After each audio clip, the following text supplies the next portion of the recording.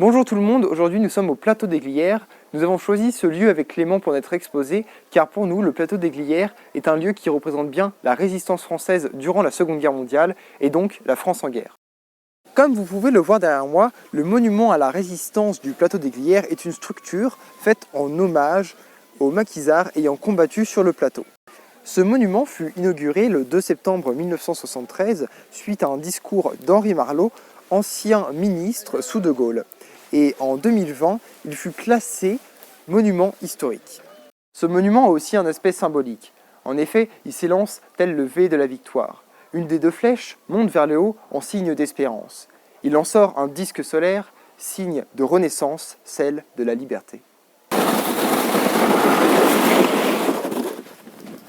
Le maquis des Glières est un mouvement de résistants créé par l'armée secrète ayant opéré entre le 31 janvier et le 26 mars 1944 durant l'occupation allemande.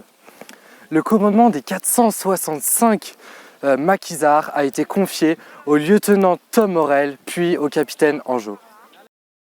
Deux événements ont donné lieu à la résistance en France. Tout d'abord, le 8 novembre 1942, les Allemands envahissent le sud de la France jusqu'alors non occupé. De plus, le 16 février 1943, le STO est instauré en France. Celui-ci consiste à forcer les jeunes Français à aller travailler en Allemagne afin de participer à l'effort de guerre. Suite à ces événements, de nombreux maquis se sont créés, dont celui des Glières. La milice et l'armée allemande se lancent à la chasse aux résistants français. Le maquis des Glières se retrouve dissous après avoir été encerclé et pourchassé par la milice et la Wehrmacht. Les modes opératoires des maquisards sont divers.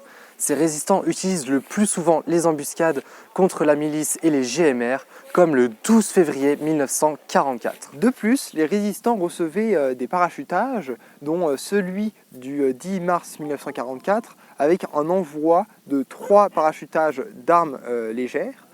De plus, ce lieu a été choisi de par la volonté de Churchill d'armer les Alpes du Nord, mais aussi de par son côté stratégique.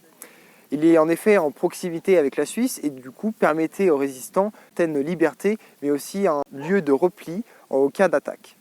Et enfin, ce lieu a été choisi pour son avantage en termes de parachutage. En effet, il se situe en sommet des montagnes et sur un terrain plat, comme vous pouvez le voir. Ainsi, l'élan de la résistance française s'illustre par la célèbre phrase de Tom Morel « Vive libre ou mourir ».